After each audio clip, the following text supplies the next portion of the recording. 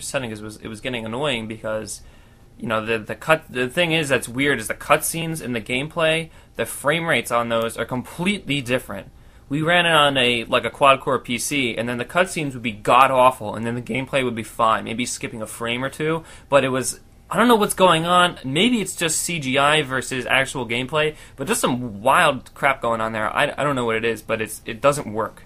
Well, also, I think the grappling hook could have been taken to a whole nother level, or could have been implemented more else, because you see... I mean, with that grappling hook, you can get anywhere in that game with the grappling hook. Yeah, it really does improve navigating the environment, just getting around. It just takes a lot of frustration out of that, assuming you can aim the thing. But what I think is there could have been a huge stealth factor added to the game, being able to get up high on walls and drop down on people or shoot them. But the thing is, when you're fighting the AI, once you increase your threat level, they always know exactly where you are. I mean, you could have outran them, run behind a corner, hidden a garbage can, and they'll still just start shooting at your position because they always know where you are, and it takes pretty much the stealth out of the whole game. I mean, you could have had so much implementation of leading the. I know in the demo area, there's all these big clusters of trees. I mean, you could have done things where you lead the enemies into the trees, and you grapple up into the trees, and you take them out one by one and stuff like that, or hid in the trees. But they always know where you are, and it's plus. I definitely agree. I mean, also too, you have. Of course, the horrible AI, which the enemies quite literally sometimes are running around in circles trying to fight you. The gunplay was absolutely terrible. I mean, the only way I could actively kill people when using the mouse and keyboard was with the submachine gun, because I could just sweep across areas and try and gun people down that way. And still then, the enemies are bullet sponges. It takes, many bullets to kill a guy. Yes. It just... So you would be sweeping for a while. Yeah, I mean, I would waste a whole, I would waste a quarter of a clip of a submachine gun shooting down one guy, and that's with most of my bullets hitting him. And then the other thing too is I like the ability to destroy virtually everything in the. That's the one thing that was good. See, there's the physics in it were good, blowing something up and then it falls. That was good, and I liked how many of the environments are indestructible. The cars is is kind of here's a foundation to build a Grand Theft Auto game on. Then they add this grappling hook. The parachute seems really good. It just didn't execute. I disconnect. But the problem is too is the objectives are way too easy to destroy. I mean, there's one section that you see where we go up, we grapple hook onto this water tower. We have to blow up this water tower. So you're assuming, okay, maybe I got to get some explosives or maybe a rocket launcher. No, we shoot it with a handgun and it explodes. Yeah, and in 5 or 6 shots it explodes. I'm what the hell? I mean, there could have been so much more implementation there in which you have you have to collect explosives, or you got to find a rocket launcher nearby. But here's another ridiculous thing: the explosives are grenades, and I remember from the first game, you blow up government roadblocks with one grenade. What is that? That's the other thing too. Just the grenade, or the aspect of the grenade, is just kind of portrayed wrong in games overall. I mean, you see that in any first-person shooter that gives you grenades equipped as a starting weapon. It's used as a destruction explosive. Yeah, people either it's used for blowing up cars and tanks or walls, or people will just chuck them and lob them all over the place, across the map. But in a video game, that's okay sometimes. Yeah. When you're playing a tactical shooter, if you try to pull that crap in Ghost Recon Advanced Warfighter, it won't work. You're gonna get done for. You can't blow up a tank with that stuff. You can't even blow up with a grenade launcher. But anyway, that's okay. It's just that what's really is this took it to the nth degree, taking down a water tower with 6 handgun bullets. Well, what would have been better is if he gives you.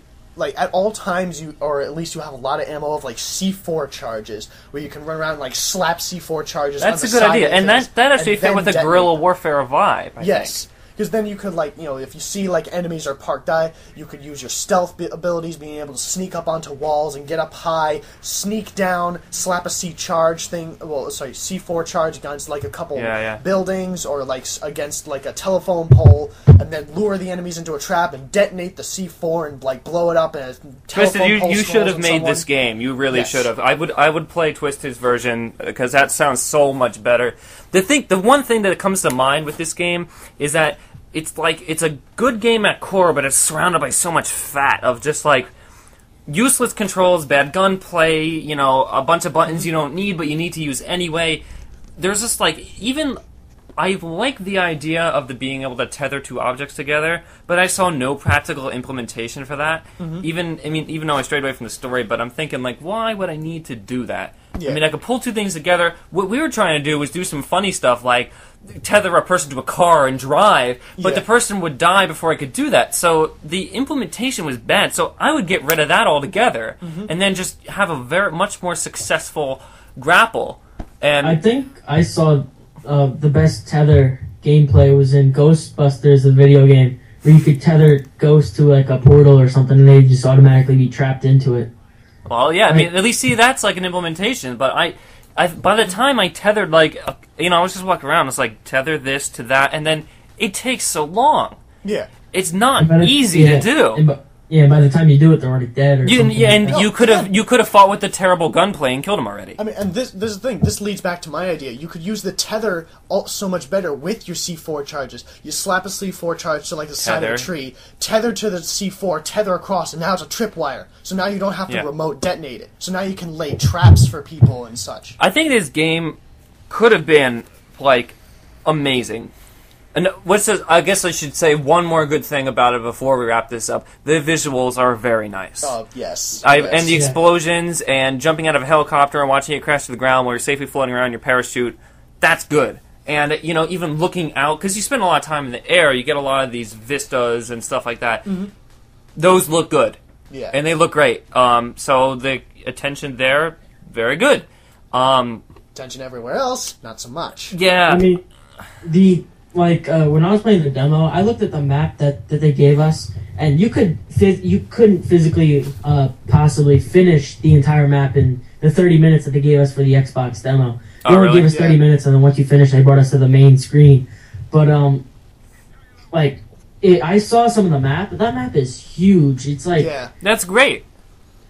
Giving you the freedom. Yeah, you could. It was like 20, it was like 15 or 16 villages just in that one little area alone that you were in.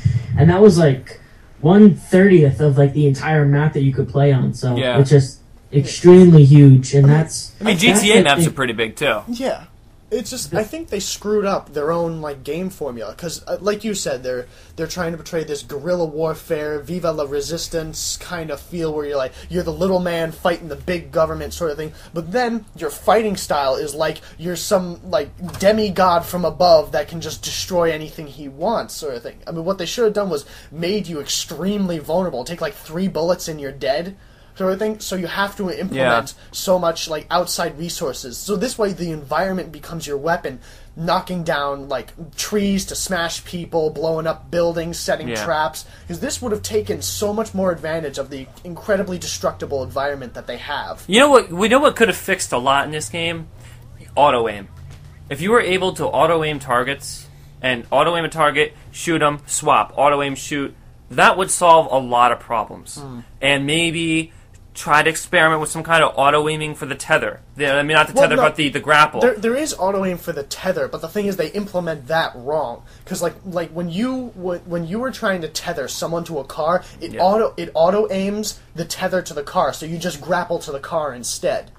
So but then when you try and grapple a person, there's no auto-aim. So they implement it kind of incorrectly. Yeah. In the means. What this game really needs is, I think it needs 6 months of more development, and then they should come back and take a good look at it. I don't know. I don't remember. Is this? I forget the developer. Is it Ubisoft? Yes, it's Ubisoft. It is? Yeah. All right. Yeah. So they need to sit down with this thing, and they need to go and just take a solid look and say, what works, what doesn't. Because if the game comes out like this, it's going to be a disaster. Just to wrap this up. Wait, Just Cause 2? Yeah. Yeah. Just Cause 2 was developed by Avalanche Studios. That's right. Yeah. Ubisoft was R.U.S.E. Yeah. I'm sorry. That's why. Yeah. Okay. Now I remember. I was just gonna say. Yeah, no, it didn't sound right. Are you sure? Because all right, we played too many games today. Yeah. But by playing this demo, is anyone more excited for the release? I am definitely not. I am not even going to think about it. I'm going to watch a review and laugh. I mean, I saw commercials for this. I'm like, okay, that's bullshit. sort of thing. I mean, like, the things that I saw that he was doing where he's, like, grappling onto passing by airplanes and ripping people out of cockpits. But that's cool. Like, the thing that, like, if we could do that, it would be